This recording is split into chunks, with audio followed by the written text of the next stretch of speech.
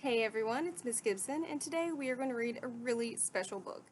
This is called The Dot. It's by Peter H. Reynolds, and I hope you like it. Art class was over, but Vashti sat glued to her chair. Her paper was empty. Vashti's teacher leaned over the blank paper. "Ah, a polar bear in a snowstorm," she said. "Very funny," said Vashti. "I just can't draw." Her teacher smiled. "Just make a mark and see where it takes you." Vashti grabbed a marker and gave the paper a good, strong jab. There. Her teacher picked up the paper and studied it carefully. She pushed the paper toward Vashti and quietly said, "Now sign it." Vashti thought for a moment. "Well, maybe I can't draw, but I can sign my name." The next week, when Vashti walked into art class, she was surprised to see what was hanging above her teacher's desk. It was the little dot she had drawn. Her dot, all framed in swirly gold. "Humph! I can make a better dot than that." She opened her never-before-used set of watercolors and set to work. Vashti painted and painted.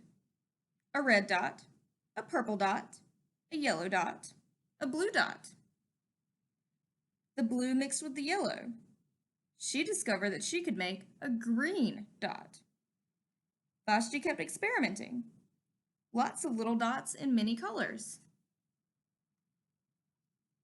If I can make little dots, I can make big dots too. Vashti splashed her colors with the bigger brush on bigger paper to make bigger dots. Vashti even made a dot by not painting a dot. At the school art show a few weeks later, Vashti's many dots made quite a splash. Vashti noticed a little boy gazing up at her. "You're a really great artist. I wish I could draw," he said. "I bet you can," said Vashti. "Me? No, not me. I can't draw a straight line with a ruler." Vashti smiled. She handed the boy a blank sheet of paper. "Show me." The boy's pencil shook as he drew his line. Vashti stared at the little boy's squiggle. And then she said, "Please, sign it." Now that we've read The Dot, we are going to create our own dot masterpiece. For this project, you're going to need blank paper. You might need a pencil. You'll definitely need some crayons or markers or something else to draw with. And let's get started. Okay guys, since we've read The Dot, we are going to make our own dot artwork. This is going to be a little different from some other things we've done. It doesn't matter what direction your paper's in. I have mine in landscape orientation, yours can be in portrait. You can even turn your paper diagonal, it's not going to matter. Next, we are not going to sketch out our picture first. I'm going to go ahead, I've picked some crayon colors that I think will go pretty well together. And I'm just going to start drawing. And you can do the same thing. So first I'm going to pick a color, and to make my dot, just like Vashti, I am just going to draw a circle on my paper. It does not have to be a perfect circle. And you can use crayons, colored pencils, markers. Vashti used watercolors, so whatever you like. But a lot of her dots looked like she had just sort of blended colors together, so that's kind of what I'm going to try to recreate. I am going to take some colors that I think look good together, and I'm just going to start by making a pattern, and then I'm going to go from there to fill it in. So I'm going to add some more colors in some places that I think need it. I may not even fill it in all the way. But we're going to do several different versions of dots. So this is just the first one.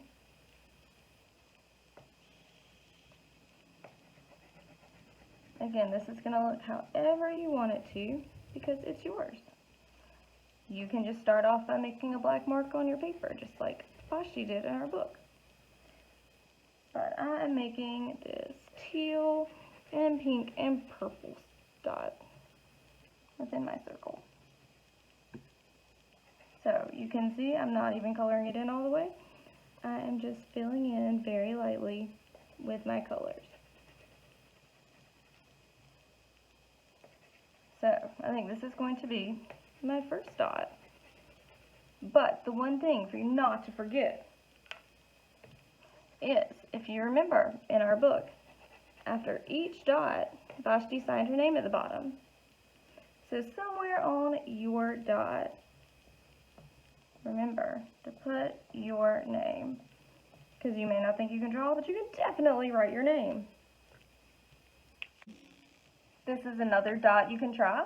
I started out with one dot and then just made circles around each one using rainbow colors until I had a giant dot that took up my entire page. In this version, I made a dot by not drawing a dot. And on the outside, it's just filled with different colored dots. So that's one thing you can do. I think that one's kind of neat. And finally, here is one more dot. I just picked two colors and made almost like a peppermint swirl in the center. Remember, always sign your name because this is your artwork. So don't forget to send me your dots on Google Classroom or bring them to our next Google Meet. I can't wait to see what kind of art you created. I hope you enjoyed The Dot by Peter H. Reynolds. Now, your assignment for this week is to go ahead and make your mark. See where it takes you.